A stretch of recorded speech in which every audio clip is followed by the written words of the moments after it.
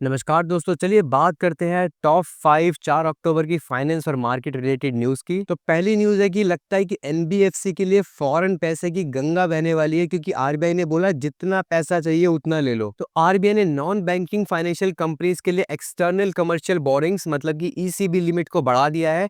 पहले वो 750 मिलियन तक अलाउड था, बट अब वो 1 बिलियन या उससे भी ज्यादा डॉलर का लोन बाहर से ले सकते हैं। तो ऐसा इसलिए हुआ क्योंकि एनबीएफसीज को इंडिया में हाई इंटरेस्ट रेट के चक्कर में फंड रेज करने में बहुत मुश्किल हो रही थी।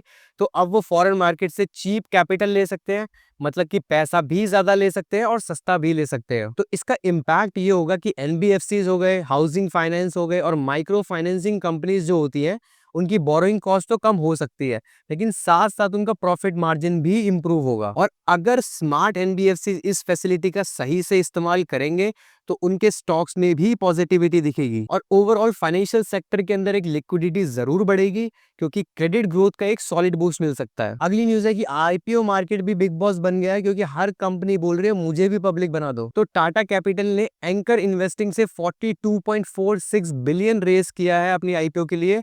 और हाँ, एलजी भी अपना आईपीओ लाने वाली है। तो ऐसा इसलिए हुआ क्योंकि कंपनीज को एक्सपेंशन और डेट रिडक्शन के लिए पैसा चाहिए होता है, मतलब कि अपने आप को बढ़ाने के लिए और अपनी जो उधारी होती है उसको चुकाने के लिए। और आईपीओ का मतलब है कि डायरेक्ट जनता से ही पैसा मांग लिया उनने, तो इससे मार्केट सेंटीमेंट भी अब थोड़ा पॉजिटिव लग रहा है। तो अब हम इम्पैक्ट के बारे में बात करें तो देखो, आईपीओ एक्टिविटी बढ़ने से कैपिटल मार्केट में फ्रेश पैसा तो जरूर आएगा, लेकिन साथ साथ स्ट्रॉन्ग डिमांड हुई तो आईपीओ का लिस्टिंग परफॉर्मेंस बहुत धमाकेदार भी हो सकता है, जिससे ओवरऑल मार्केट सेंटीमेंट और रिस्क एपेटाइट दोनों बढ़ेगा। पर अगर थोड़ी डिमांड कम हुई तो आईपीओ थोड़ा ठंडा भी जा सकता है। थर्ड न्यूज है कि भाई जब पूरी दुनिया पैनिक मोड में है तो आरबीआई गवर्नर ने बोला रिलैक्स करो, हम स्टेबल हैं। आरबीआई गवर्नर संजय मल्होत्रा ने कहा है कि भाई India is an anchor of stability, मतलब क्योंकि हमारे मैक्रो फंडामेंटल स्ट्रांग है और इन्फ्लेशन भी कंट्रोल में है, रिजर्व्स भी हाई है और साथ में करंट अकाउंट डेफिसिट भी मैनेजेबल है। इसका मतलब है कि जो महंगाई है वो भी कंट्रोल में है और साथ में जो भी दूसरी कंट्रीज के साथ हमारा लेना देना होता है वो भी मैनेजेबल है, क्योंकि ग्लोबल लेवल पे ट्रेड वॉर्स चल रहे हैं, रेट शॉक्स चल रहे हैं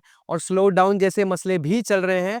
इंडिया ने डिसिप्लिन फिस्कल पॉलिसी और साथ साथ जो अपना एक्सपोर्ट बढ़ाया है उसके चक्कर में इंडिया का अभी गेम बहुत टाइट चल रहा है। तो इसका इम्पैक्ट ये है कि एफआईआईज का कॉन्फिडेंस बढ़ेगा और मार्केट में इन्फ्लोज आ सकता है। एफआईआईज मतलब जो बाहर से हमारे पास पैसा आता है। साथ साथ रुपी स्टेबिलिटी बेटर होगी और जो एक्सपोर्ट्स और कमोडिटी लिंक सेक्टर्स के अंदर पॉजिटिव वाइब्स हैं वो और भी ज्यादा बढ़ सकती है। तो भाई चौथी बहुत इंटरेस्टिंग न्यूज है कि आप चेक क्लियर करने के लिए आपको बिल्कुल भी वेट नहीं करना। पहले होता था कि भाई नेटफ्लिक्स का सीजन खत्म हो जाएगा बट आपका चेक क्लियर नहीं होगा, बट अब ये सारा का सारा वेट खत्म हो चुका है और चेक जो है वो घंटों के अंदर क्लियर होगा। आरबीआई और बैंक्स ने चेक क्लियरिंग सिस्टम को अपग्रेड किया है, मतलब अब पुराने बैच बेस्ड सिस्टम की जगह रियल टाइम क्लियरेंस होगा। और ऐसा इसलिए हुआ क्योंकि जो पुराना सिस्टम था वो बहुत ज्यादा स्लो था, जिससे कि लिक्विडिटी बहुत ज्यादा डिले हो जाती थी।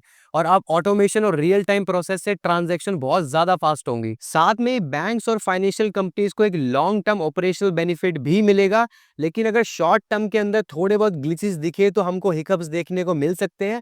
पर अगर हम लॉन्ग टर्म के बारे में बात करें तो एक बहुत बड़ा पॉजिटिव स्टेप है। तो आखिरी सबसे इंपॉर्टेंट न्यूज है कि भाई जब रशिया की रिफाइनरीज पर अटैक हो रहा था तो दुनिया बोल रही थी भाई ये क्या हो रहा है, लेकिन इंडिया ने बोला डोंट वरी, हम देख लेंगे। जब रशिया की तेल की सप्लाई में प्रॉब्लम्स आई तो इंडिया की रिफाइनरीज जैसे कि रिलायंस और नयारा ने ब्राजील, यूएई और टर्की जैसे देशों को एक्स्ट्रा ऑयल सप्लाई करना स्टार्ट भी कर दिया है। और ऐसा इसलिए हुआ क्योंकि रशिया के अटैक के बाद लोग जो थे वो एक ऑल्टरनेट सप्लाई ढूंढ रहे थे और इंडिया की रिफाइनरीज के पास कैपेसिटी थी, तो उन्होंने बोला भाई हम ये मौका बिल्कुल नहीं छोड़ेंगे। तो इसका इम्पैक्ट ये होगा कि ऑयल रिफाइनरीज और डाउनस्ट्रीम कंपनीज के रेवेन्यूज बढ़ने का बहुत ज्यादा चांसेस है और साथ में एक्सपोर्ट अर्निंग्स भी इंप्रूव होंगी, क्योंकि जो ट्रेड बैलेंस है वो पॉजिटिवली इंपैक्ट होगा। और साथ में इंडिया की ग्लोबल एनर्जी इंपॉर्टेंस और भी बढ़ेगी, क्योंकि अब लोग हमारे ऊपर और ज्यादा डिपेंडेंट होंगे और लॉन्ग टर्म में जो ऑयल सेक्टर्स के स्टॉक्स है उसके अंदर इंटरेस्टिंग मूव देखने को मिल सकते हैं। तो यही थे दोस्तों आज की टॉप 5 न्यूज। आप मुझे कमेंट्स में बताना आपको क्या लगता है कि रिलायंस के ऊपर